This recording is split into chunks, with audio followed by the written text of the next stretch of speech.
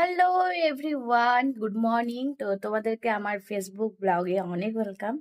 জানি না ব্লগটা কত বড় হবে, তো ভাবছি চেষ্টা করছি একটু বড় করার। তো যাই হোক, তো চলো।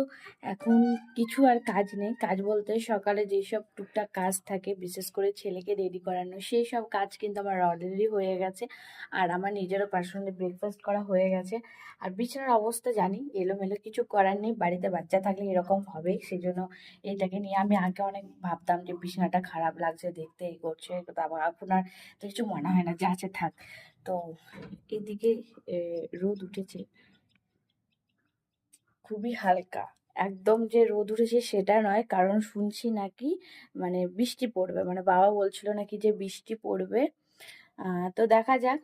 মেঘ মেঘ তো হয়ে রয়েছে, কিন্তু একটু একটু আলো বেরিয়েছে। তো অনেক জায়গায় দেখছি বৃষ্টি স্টার্ট হয়ে গেছে অলরেডি, কিন্তু আমাদের এখানে হয়নি। তো আমি